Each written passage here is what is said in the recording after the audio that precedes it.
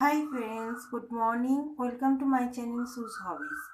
এখন আমি তোমাদেরকে শেয়ার করব একটা হেলদি অ্যান্ড টেস্টিও বলতে পারো চায়ের রেসিপি। অ্যাকচুয়ালি চাটা কেন বানাচ্ছি, এখন বাইরের সিজনটা কিন্তু খুবই খারাপ।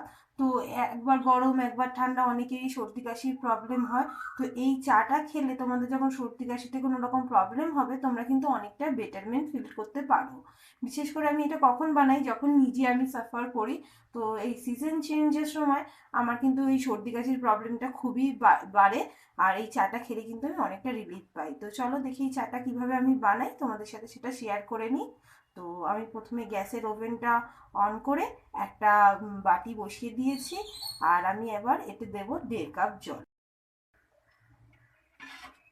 আমি এতে দিচ্ছি 1.5 কাপ জল। অ্যাকচুয়ালি চাটা হবে আমার 1 কাপ, কিন্তু এই চাটাকে যে একটু একটু ভালো করে ফোটাতে হয়, তাই আমি জল দিলাম হচ্ছে 1.5 কাপ।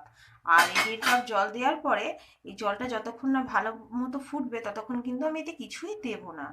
আর আমার চ্যানেলে যদি তোমরা নতুন হও, আমার চ্যানেলটিকে অবশ্যই সাবস্ক্রাইব করো।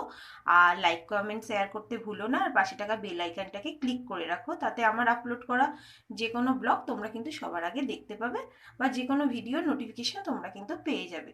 সঙ্গে থাকো। দেখতে পাচ্ছ আমার কিন্তু জলে বলক চলে এসছে। তো আমি এর মধ্যে এবার দেব হচ্ছে ফার্স্ট 1 চামচ চিনি। চিনিটা তোমরা তোমাদের টেস্ট অনুযায়ী দিতে পারো। আর আমি এখানে 1/2 ইঞ্চ আদাকে থেতো করে নিয়েছি, তো সেটাও আমি এর মধ্যে দিয়ে দেবো। আর এর মধ্যে আমি দিচ্ছি হচ্ছে 10টা গোলমরিচ, ভালো করে পেস্ট করে নিয়েছি আমি। সেই গোলমরিচের পেস্ট, তোমাদের কাছে যদি গোটা গোলমরিচ না থাকে তোমরা গোলমরিচের গুঁড়ো কিন্তু ইউজ করতে পারো, ঠিক আছে।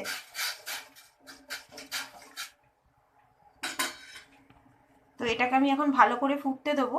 এটা মোটামুটি বেশ ভালো করে ফুটে 1 কাপ যখন জলটা হবে, তখন আমি এর মধ্যে কিন্তু চা পাতা বা অন্য কিছু অ্যাড করবো। ওকে, তোমরা দেখতে পাচ্ছ জলের কালারটা কিন্তু অন্যরকম চেঞ্জ হয়ে গেছে, মানে একটা ব্রাউনিশ কালার এসে গেছে। এখন কিন্তু আমি এর মধ্যে অ্যাড করে দেবো 1 টিস্পুন চা পাতা। চা পাতাটা তোমরা যেটা খাও সেটাই ইউজ করতে পারো, তবে একটু স্ট্রং ফ্লেভার হলে ভালো হয় আর কি। তাহলে সঙ্গে থাকো, দেখো এরপর আর কি অ্যাড করি। আর একটাই ইনগ্রিডিয়েন্টস এর মধ্যে আমি অ্যাড করব, আর সেটাই কিন্তু খুব স্পেশাল। ওকে, তো দেখতে পাচ্ছ তোমরা আমার চা কিন্তু রেডি হয়ে গেছে। আর এখানে লাস্ট যে স্পেশাল ইনগ্রিডিয়েন্টসটা দেবো বলেছিলাম, এবার কিন্তু সেটাই অ্যাড করবো। আর সেটা কি অ্যাড করবো, সেটা হচ্ছে 1 কিউব বাটার। এর মধ্যে আমি দিয়ে দেবো হচ্ছে 1 কিউব বাটার। আর এই বাটারটা এর মধ্যে মেল্ট হয়ে যাবে। মেল্ট হয়ে গেলে কি হবে, এটা কিন্তু সর্দি কাশির জন্য খুবই তোমাদেরকে হেল্প করবে। তো তোমরা এটার যাদের সর্দি কাশির প্রবলেম হয় তারা কিন্তু ট্রাই করে দেখতে পারো।